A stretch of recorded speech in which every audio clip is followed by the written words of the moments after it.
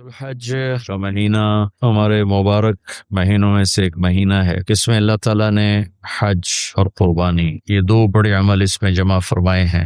السلام علیکم ورحمۃ اللہ وبرکاتہ۔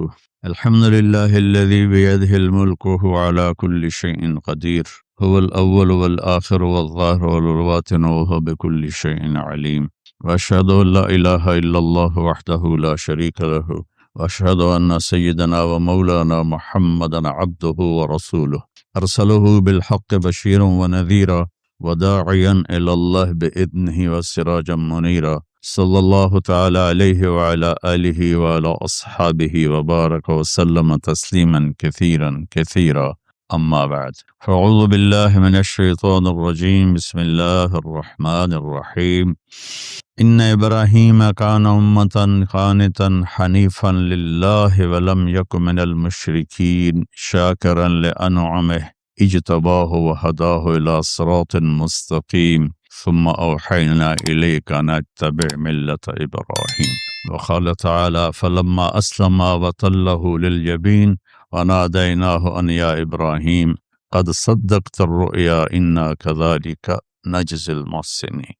میرے محترم بھائیوں بہنوں، میرے عزیزوں، بچے بچیوں، پوری دنیا کے انسانوں، اللہ کرے میرا پیغام پوری دنیا میں پہنچے، مسلم بھی سنیں، نان مسلم بھی سنیں، کہ اچھی بات تو لینی چاہیے جہاں سے بھی ہو۔ ان ابراہیم لأواہ حلیم، ان ابراہیم لأواہ حلیم، ابراہیم بہت مہربان رونے دھونے والے تھے، اور ابراہیم کا مطلب بھی ہے مہربان باپ، مہربان باپ۔ ابراہیم علیہ السلام کی کہانی تو بہت لمبی ہے، تو ہم شروع ہی کرتے ہیں کہ ابراہیم علیہ السلام سے اللہ نے اپنے بچے کی قربانی کیسے لی، پیچھے سارے واقعات کو چھوڑ کر۔ ابراہیم علیہ السلام کو جب آگ میں ڈالا گیا اور اللہ تعالیٰ نے ان کو آگ سے زندہ سلامت باہر نکالا، تو پھر انہوں نے ہجرت فرمائی اور مصر گئے۔ مصر کا جو بادشاہ تھا وہ ہر آنے والی عورت کو زبردستی ایک رات اپنے کمرے میں رکھتا تھا، تو اس نے حضرت سارہ علیہ السلام کو بھی قبضہ کر کے اپنے کمرے میں رکھا۔ جو ہی ہاتھ بڑھاتا اس کا ہاتھ سوکھ جاتا، پیچھے کرتا تو ٹھیک ہو جاتا، پھر ایسے ہاتھ بڑھاتا سوکھ جاتا، پھر پیچھے کرتا ٹھیک ہو جاتا، پھر ایسے ہاتھ بڑھایا سوکھ گیا، پھر پیچھے کیا ٹھیک ہو گیا۔ تو اس نے کہا یہ تو کوئی اور ہی بات ہے، تو اس نے اپنی بیٹی حضرت ہاجرہ وہ ان ابراہیم علیہ السلام کے نکاح میں دے دی۔ ابراہیم علیہ السلام اس وقت 70 سے اوپر جا چکے تھے اور حضرت ہاجرہ 20-22 سال کی تھی۔ یہ 3 افراد کا قافلہ ہجرت کر کے فلسطین پہنچا، اور ابراہیم علیہ السلام کی عمر گزر گئی۔ رب ہب لی من الصالحین، یا اللہ کوئی نیک بچہ دے، یا اللہ کوئی نیک بچہ دے۔ اولاد کا نیک ہونا ضروری ہے، ڈاکٹر بنے، انجینئر بنے، عالم بنے، مفتی بنے، ان میں سے کوئی چیز ضروری نہیں، اولاد کا نیک ہونا ضروری ہے۔ اور اس کے لیے والدین کو ٹائم دینا پڑے گا، والدین کو محبت دینی پڑے گی، والدین کو گود دینی پڑے گی، والدین کو شفقت دینی پڑے گی، ورنہ اولاد اور ماں باپ دو کنارے بن جائیں گے۔ کچھ تقریباً 84 سال کی عمر میں اللہ تعالیٰ نے حضرت ہاجرہ سے بیٹا دیا، سارہ کی بجائے ہاجرہ سے بیٹا دیا۔ حضرت اللہ کی حکمت تھی، اللہ بھی یہی چاہ رہے تھے، تو حضرت سارہ کو بڑی تکلیف ہونے لگی، کہنے لگے اس بچے کو مجھ سے دور کرو، اس بچے کو مجھ سے دور کرو، میں دیکھ نہیں سکتا۔ تو جبریل آئے کہ اللہ تعالیٰ بھی فرما رہے ہیں کہ اسے یہاں سے دور کرو، کیا کہاں لے جاؤں؟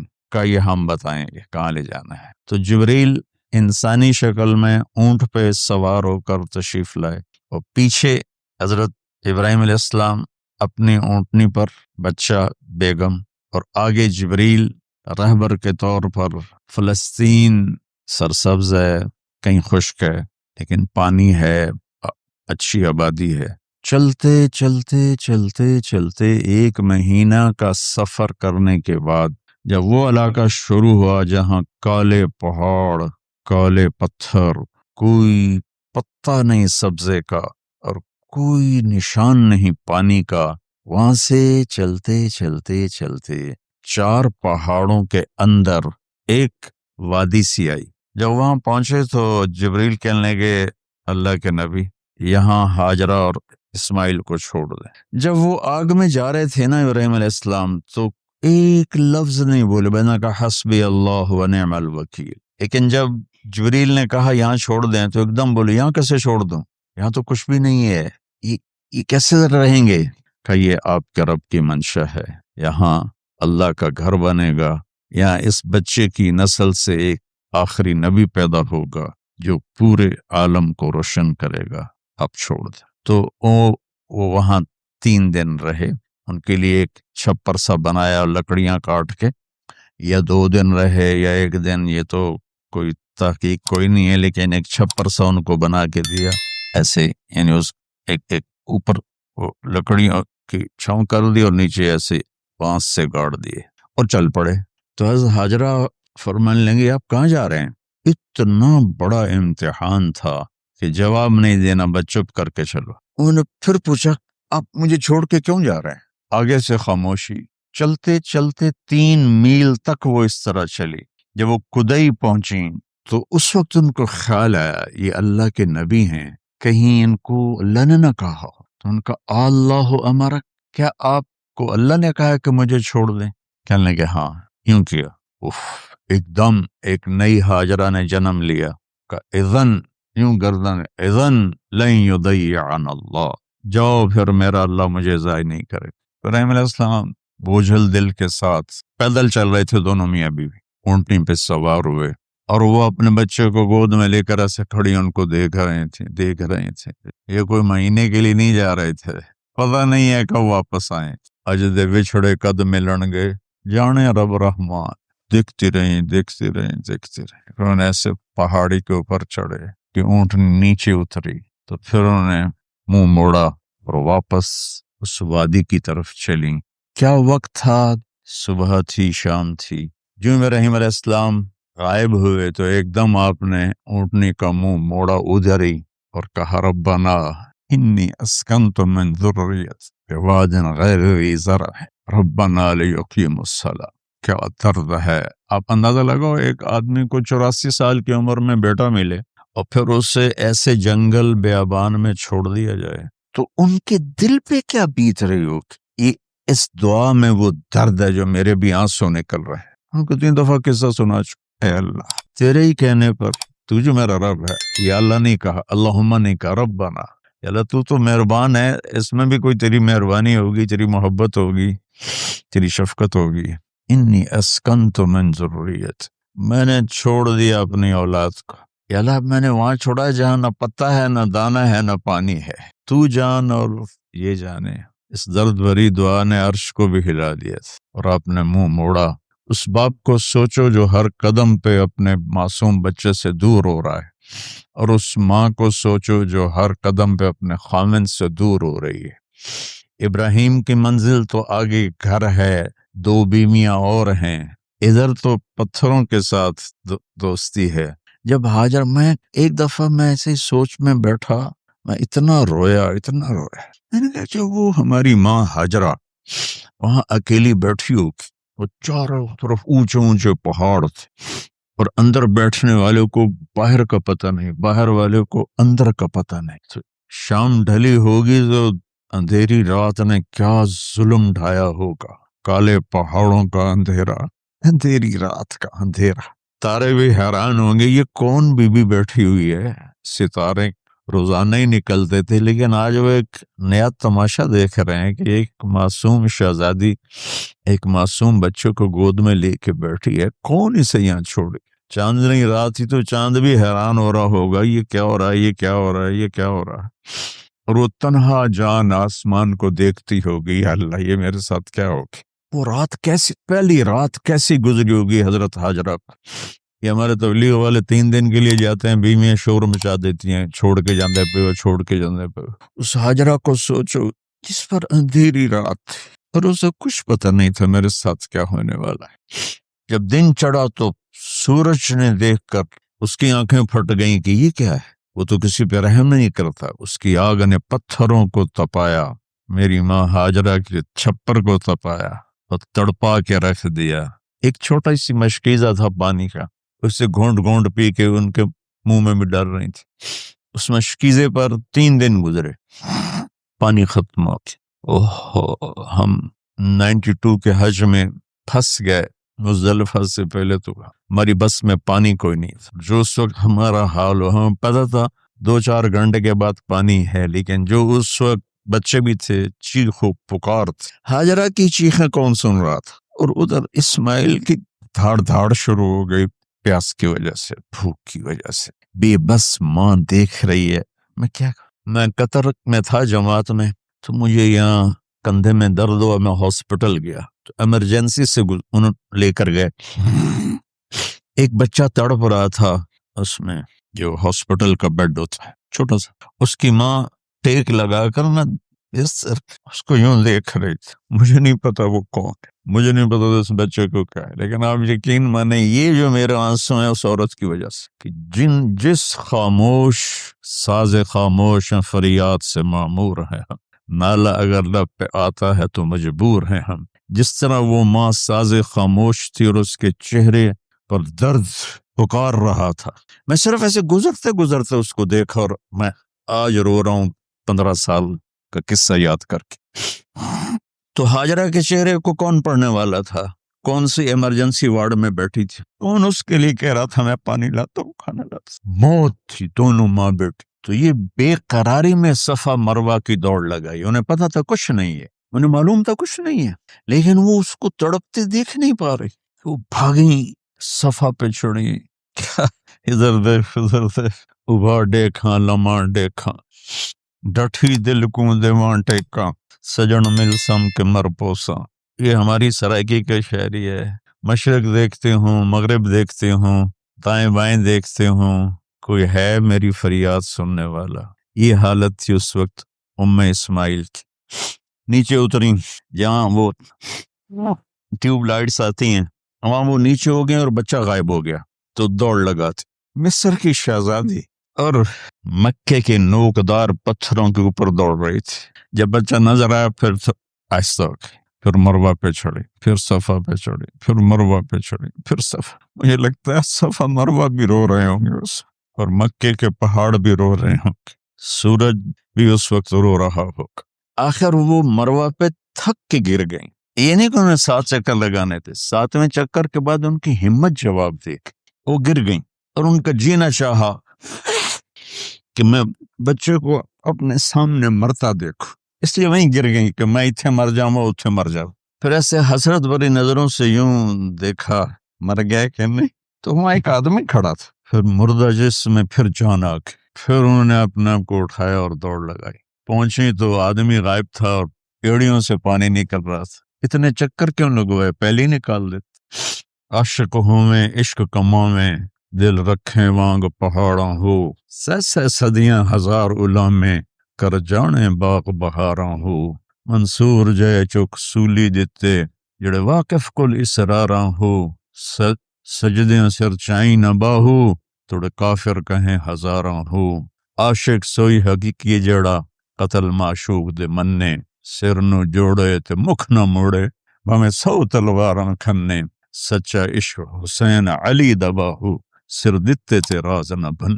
کوئی ابراہیم کا گلہ نہیں، شکوہ نہیں۔ یہ 7 چکر اور تڑپ اور درد، اس کے بعد پانی کیوں نکالا؟ پہلے کیوں نہیں نکالا؟ کہ عشق کا راستہ ہی ہے۔ میرے گھر کے راستے میں کوئی کہکشاں نہیں ہے، راستہ عشق اشقا سے۔ اشقا کہتے ہیں آکاس بیل جو درخت کو چمڑ جاتی پیلی، تو وہ درخت اس کا ایسا عاشق ہوتا ہے، سب کچھ اس کو کھلا کے خود خوش ہو کے جل کے بالن بن جاتا ہے۔ اس سے اشقا ہے کہ عشق ایسی چیز ہے، عشق تے آتش ڈوہیں برابر، اتے عشق دا تاؤ تکھیڑا، آتش ساڑے کخت کا نیرا، عشق ساڑے دل جیڑا۔ خواجہ غلام فرید صاحب کی شاعری سنا رہا ہوں کہ عشق میں بھی آ گیا اور لکڑی میں بھی آگ۔ لکڑی کی آگ خس و خاشاک کو جلاتی ہے اور عشق کی آگ دل کو جلا کے برباد کر دیتی۔ یہ دنیا میرے بھائی بہنوں امتحان کی جگہ ہے۔ ہم اسے جنت بنانا چاہتے ہیں، ہم یہاں اپنی مرضیاں پوری کرنا چاہتے ہیں۔ اللہ کی قسم، اللہ کی قسم، اللہ کی قسم، جس نے اپنی مرضی پہ چلنا شروع کیا وہ تباہ ہو گیا۔ جو اللہ رسول کی غلامی کے دائرے میں آیا وہ کامیاب ہو گیا۔ دیکھا تو پانی ابل رہا ہے، ابل رہا ہے، ابل رہا ہے، فوارے مار رہا ہے۔ تو اس وقت عبرانی لینگویج تھی تو ان کا زمزم زمزم، ٹھہر جا ٹھہر جا ٹھہر جا۔ وہ نیچے زور اللہ کو بھی یہی منظور تھا، وہ نیچے زور۔ میرے نبی نے فرمایا اگر میری ماں زمزم نہ کہتی تو پورے عرب کو یہ پانی سیراب کر دیتا۔ اور آپ حیران ہوں گے، آج کل تو بہت زیادہ ایڈوانس ہے سائنس، تو سعودی گورنمنٹ نے کہ یہ اس کا سورس کیا ہے، یہ پانی کہاں سے آ رہا ہے، طائف تک ساری زمین کو کھنگالا، کوئی اس کا پیچھے سے لنک نہیں۔ کہیں چشمہ ہوتا ہے نا تو پیچھے لنک ہوتا ہے، کہیں سے پانی نکل ہوتا ہے پیچھے سے لنک ہوتا ہے، زمزم کا کوئی لنک نہیں۔ جو ہی موٹر چلاتے ہیں تو 8-9 جھرنے ہیں سوراخ، وہاں سے پانی ابل ابل کے آنا شروع ہو جاتا، اور جو ہی موٹر بند کرتے تو وہ جھرنوں کا پانی بند ہو جاتا، اس میں نہ مچھر ہے، نہ اس میں کوئی کیڑا ہے، نہ کوئی مکوڑا ہے، پاک صاف پانی، زمزم زمزم۔ جتنا اونچا بنانا ہو بلڈنگ اتنی گہری بنیاد۔ اس ماں بیٹے سے محمد مصطفیٰ نے آنا ہے تو پھر بنیاد تو گہری ہوگی نا، ایسے تو نہیں ہے نا۔ تو چونکہ محمد مصطفیٰ صلی اللہ علیہ وسلم کو اس بچے اور اس ماں سے اللہ نے وجود دینا، پیچھے ابراہیم والد دینا، ابراہیم علیہ السلام کی نسل میں 4000 انبیاء آئے، بنو اسرائیل میں 4000، اور حضرت اسماعیل علیہ السلام کا ایک ہی جو 1.25 پہ بھاری نہیں ہے بلکہ کل کائنات پہ بھاری ہے اللہ کے بعد۔ تو اس لیے پسائی ہوئی یہ جو بناتے ہیں اپنی باڈیز، اپنی کتنی پسائی کرتے ہیں، وزن اٹھاؤ دوڑو، وہ کیا کیا اپنے آپ کو مشقت میں ڈالتے ہیں، تب جا کے وزن وہ نکھر کے آتے ہیں۔ یہاں کوئی آبادی نہیں تھی، یمن سے لوگ جاتے تھے شام تجارت کے لیے، تو قبیلہ جرہم کا گزر تھا، پانی نہیں تھا، تو وہ پانی کی تلاش میں تھے، انہوں نے پرندے دیکھے، وہ کہنے کہ پرندے تو پانی پر آتے ہیں، انہوں نے 2 آدمی بھیجے، آگے دیکھا ایک خاتون ایک بچہ اور کنواں تو نہیں تھا، پانی چشمہ، تو وہ سارے آئے اور کہا کہ بہن ہم یہاں ٹھہر جائیں، کب ٹھہرو لیکن پانی میرا، انہوں نے کہا ٹھیک ہے پانی آپ کا ہے۔ تو 1 سال کے بعد اجازت ملی، جاؤ مل کے آؤ۔ جس گھاٹی سے ابراہیم کو جدا کیا تھا اس پر کتنی دفعہ حضرت ہاجرہ کی نظر پڑتی ہو، اگر آپ اس کو فیل کریں تو یہ قصہ بیان ہی نہیں ہو سکتا، بس رونا ہی پڑے گا۔ اور خاص طور پر آج کے دور میں جب کوئی اللہ کو کی ماننے کے لیے تیار ہی نہیں ہے، کوئی جہنم سے ڈرنے کے لیے تیار نہیں، کوئی جنت کی طلبگار نہیں۔ 1 سال کے بعد اونٹنی کا سر نظر آیا تو دل اچھل کے آسمان کو جا لگا کہ میری آنکھوں کی ٹھنڈک آ گئی، میرے سر کا سایہ آ گیا، میرے بیٹے کی چھاؤں آیا۔ وہ اونٹنی مٹھائی کہاں تشریف لائی، کہنے لگے اترنے کا حکم نہیں ہے، صرف ملاقات۔ نہ آتے صبر آیا ہوا تھا، صبر توڑ کے پھر جا رہے ہیں۔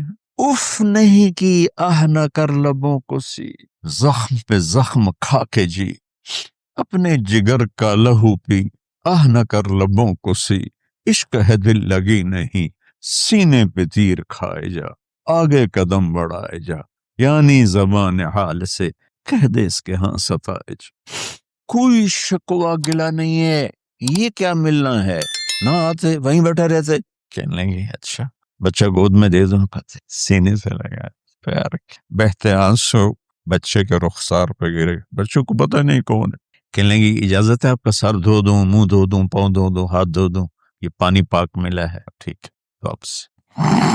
فلما بلغ معه السعی، جب وہ بچہ بھاگنے دوڑنے لگا، دل میں اتر گیا، نظروں کو بھا گیا، تو خواب آنے شروع ہوئے، قیمتی چیز قربان کرو، پتہ نہیں کتنی بکریاں قربان کر دیں، پھر خواب آیا قیمتی چیز قربان کرو، پھر گائے قربان کر دیں، عدد مجھے یاد نہیں ہے، پھر خواب آیا قیمتی چیز قربان کرو، اونٹ قربان کر دیے، پھر خواب آیا قیمتی چیز قربان کرو، تو پھر خیال آیا کہ یہ اسماعیل کی طرف اشارہ ہے۔ 1500 کلومیٹر ہے، 1 مہینے کا اونٹ کا سفر ہے، چھری لے کر ایک باپ بچے کو ذبح کرنے جا رہا ہے، اس مہینے کے ہر منٹ نہیں ہر سیکنڈ میں اس کے دل پہ کیا گزر رہی ہوگی، کس لیے جا رہا ہوں۔ ساری دنیا پھرتے ہیں، جب گھر واپس آنے کا ہوتا ہے تو خوش ہو رہے ہوتے ہیں کہ پاکستان جا رہا ہے، پاکستان میں کتنی دفعہ اللہ نے دنیا پھرائی، یہ اور اس باپ کی عمر 92 سال ہو چکی، 92 سال مولانا صاحب، اور اس کی اونٹنی کے قدم کے ساتھ نہیں، ہر سیکنڈ کے ہر کروڑویں حصے میں ابراہیم کا دل پھٹتا ہوگا کہ اس معصوم بچے کو ذبح کیسے کرو۔ اللہ کی مان کے دکھا تھی۔ اللہ نے تو ہمیں دین ہی آسان دیا ہے، ہم سے تو نہیں بچوں کی قربانی مانگی۔ ابوبکر صدیق رضی اللہ تعالیٰ نے فرمایا تھا یا رسول اللہ، ایک آیت ہے جس میں کا مفہوم یہی ہے، اگر اللہ ہمیں کہتا نا بچے قربان کرو، ہم بھی چھریاں چلا دیتے۔ تو میں اس تصور میں جب ڈوبتا ہوں میں رونا شروع کر دوں۔ 92 سال کی ہستی بڑھاپے میں 1 مہینے کی اذیت برداشت کرتے ہوئے جا رہے ہیں کہ بیٹا ذبح کرنا ہے، بیٹا ذبح کرنا ہے، بیٹا ذبح کرنا ہے۔ تو وہاں پہنچے تو اب اسماعیل نے جانا ہے کہ یہ ہیں میرے ابا، وہ کیسے لپٹے ہوں گے، کیسے چوما ہوگا، کیسے پیار کیا ہوگا، یہ بیوی کا آپس میں۔ مجھے نہیں پتا کہ کتنے عرصے بعد انہوں نے ایک قدم اٹھایا، لیکن کہا کہ بچوں کو تیار کرو، میں اس کو سیر کرانے لے جا رہا ہوں۔ بڑی خوش ہوئی ماں بھی، بچہ بھی اچھل رہا ہے، اور لے کے پہنچے جمرہ کبریٰ پر، وہ جو شیطان کو 3 جگہ مارتے ہیں، تو آخری جگہ وہاں اس وقت ایک تنگ سی جگہ تھی پہاڑوں میں گھری ہوئی، وہاں پہنچے تو کہتے ہیں یا بنیا انی، کوئی شک شبہ والی بات نہیں ہے، ارا فی المنام انی اذبحک، میں نے تمہیں ذبح کرنا ہی ہے، انی میں نے تمہیں ذبح کرنا ہے، فانظر ماذا تری، تیری رائے کیا ہے؟ قربان جاؤں اس ماں پہ جس نے 7-8 سال کے بچے کو کیا تربیت دی، یا ابت افعل ما تؤمر، یعنی یا ابت افعل، بیچ میں کوئی حرف نہیں، کوئی عطف نہیں، یا ابت افعل بما تؤمر ستجدنی انشاء اللہ من الصابرین۔ اس عمر میں اپنی قربانی کو اللہ کے ساتھ جوڑا، کرو آپ یہ۔ جب ماں اپنے بچے کو فوکس کر، آج کی مائیں، میں گلہ کرتا ہوں آپ کے والدین سے، میں گلہ کرتا ہوں، انہوں نے اپنی اولاد کو فوکس نہیں کیا، یہ اپنے دھندوں میں اتنا پھنسے ہوئے ہیں، اپنے کاموں میں، اس بدبخت یہ کیا فون ہے، کیا کہتے ہیں اس کو، اسمارٹ فون، سیمسنگ موبائل، اس میں اتنا گم ہو گئے ہیں کہ بچے اگنور ہو گئے ہیں۔ 3 سال کا بچہ اسکول جا رہا ہے، اسے ماں کی گود چاہیے، اسے اسکول بھیج رہے ہیں، وہ وہاں میرے بچے کو ڈسلیکسیا تھا، اس کو عاصم کو، اس کو پڑھنا نہیں آتا تھا، ایک بیماری ہے، تو اس کی ٹیچر نے مار اس کا حشر کر دیا، میرا بچہ برباد کر دیا انہوں۔ وہ 6 سال کی عمر میں ڈپریشن کا شکار ہو۔ میں ماؤں سے کہتا ہوں بچوں کو ٹائم دو، تمہارا سرمایہ تمہاری اولاد ہے، اور اولاد ڈگری سے عزت نہیں ملتی، اولاد تمہاری نیک ہوگی تو وہ بلند بخت ہوں گی، عزت پائیں گی۔ پاکستان کو پڑھے لکھوں نے لوٹا ہے، ان پڑھوں نے نہیں لوٹا۔ ابا جی، بابا جی، آپ کریں نا، دیر کیوں کر رہے ہیں؟ ستجدنی انشاء اللہ من الصابرین، آپ دیکھیں گے میں آپ کی آزمائش پہ پورا اتروں گا، اور اللہ کی آزمائش پر بھی پورا اتروں گا۔ پھر معصوم ذہن ادھر چلا گیا ماں کی طرف، کہنے لگے ہاں یہ بات تو ہے کہ میری ماں کو بڑی تکلیف ہوگی، تو اس لیے نا اپنا کرتا اتارا، بابا جی یہ کرتا آپ میری ماں کو دے دیں، وہ جب مجھے یاد کرے گی میرا کرتا دیکھ لے، اور آپ نے مجھے یہیں دفن کرنا ہے، ادھر نہیں لے جانا، اور آپ بھی احتیاط کریں، مجھے الٹا الٹائیں، تلہ للجبین، میرا سر زمین پہ لگا ہے، گردن نہیں، تاکہ آپ کو تکلیف نہ ہو مجھے دیکھ۔ اب میں تو مرغی ذبح ہو رہی ہوں نا، تو اس کو تڑپتے نہیں دیکھ سکتا۔ قربانی کے لیے مفتی صاحبان کہتے ہیں کہ اوپر کھڑا ہونا چاہیے، خود کرے یا اوپر کھڑا، میں نہیں کھڑا ہو سکتا، جانور جب تڑپتا ہے مجھے کچھ ہونے لگتا، میں بچوں کو بھیجتا ہوں جاؤ قربانی پہ کھڑے ہو۔ جیسے ابراہیم علیہ السلام کا تصور کر کے میری چیخیں نکل، کہ انہوں نے جب ان کی کمر پہ گوڈا رکھا ہوگا یوں کر کے، ہاتھ باندھے، پاؤں باندھے، تو سر کے بال یوں اٹھا کے یہاں لائے ہوں گے سر کو، اور چھری یہاں رکھی ہوگی، کیا کیفیت، تو یوں آسمان کو دیکھ کر کہ یا اللہ کیا تم مجھ سے ناراض ہو گیا کہ میرے دل میں اسماعیل زیادہ اتر گیا ہے؟ یا اللہ ایسا کبھی نہیں ہے، یا اللہ یا میرا کوئی امتحان تو لے رہا ہے، یا اللہ تیرے پر سب کچھ قربان ہے، اور یوں چلائی، اور اللہ تعالیٰ نے چھری کی کیا حیثیت ہے، اس نے چلنے سے انکار کر دیا، پھر چلائے، بس یہ کتابوں میں ہے تو صحیح، لیکن روایت کی کتنی حیثیت ہے وہ تو مجھے نہیں پتا، لیکن چونکہ یہ ایک تاریخی چیز ہے کہی جا سکتی ہے۔ کہتے ہیں پھر گئے اور چھری کو تیز کیا پتھر پر، تیز کر کے جب آئن اور بال پکڑے۔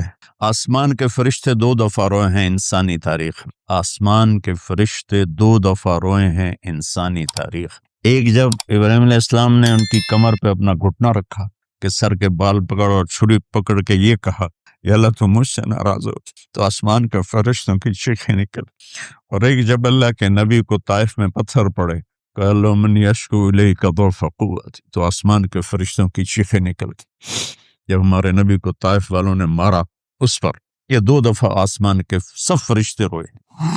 تو پھر اللہ نے کہا بس نادیناہ ان یا ابراہیم قد صدقت الرؤیا انا کذالک نجزی المحسنین۔ ابراہیم تو پاس ہو گیا ہے، چھری چل گئی اور آنکھوں پر تو پٹی تھی، چھری چل گئی، پٹی کھولی تو سامنے کبش تھا، دمبا اور اسماعیل اور جبریل کھڑے ہوئے تھے۔